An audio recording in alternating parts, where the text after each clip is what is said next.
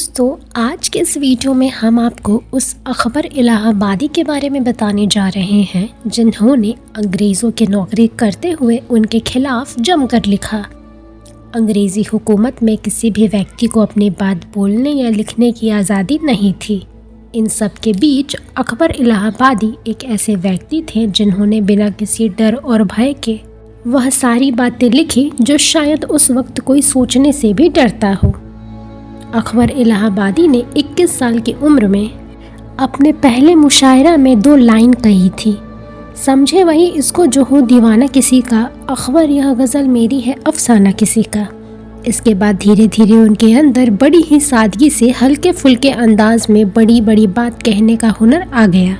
16 नवंबर 1846 को इलाहाबाद में पैदा हुए अकबर पश्चिमी शिक्षा के खिलाफ थे। उनका मानना था कि नई तालीम हमें सिर्फ बाजार का माल बना देती है। 1873 में वकालत की परीक्षा पास करने के बाद उन्होंने 7 साल इलाहाबाद, गोरखपुर, आगरा और गोंडा में वकालत भी की और फिर जिला जज के पद पर पहुंच गए। जब उनके हाई कोर्ट में जज बनने का समय आया तो धीरे धीरे उनकी आंखों की रोशनी कम होने लगी, जिस वजह से वह पेंशन लेकर अपने महल में रहने लगे।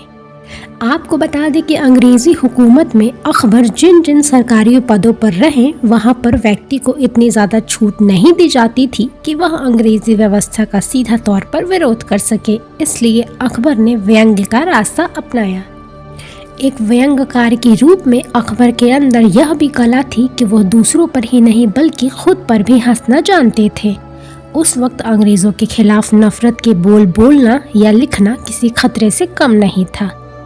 इसके बावजूद अकबर ने अपने बेटे इशरत हुसैन को आगे की शिक्षा के लिए लंदन भेजा था और उनकी रजामंदी से वह यूपी के सिविल सर्विस में बतौर डिप्टी कलेक्टर शरीक हुए थे। साल 1898 में ब्रिटिश हुकूमत द्वारा उन्हें खान बहादुर के खिताब से नवाजा गया था।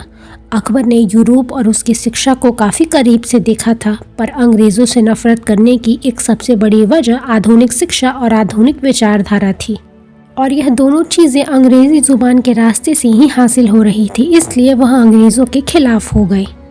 अकबर ने हर उस चीज़ का विरोध किया जो उनकी नज़र में गुलामी का प्रतीक थी। ऐसी और जानकारी के लिए देखते रहें अच्छाजी.com।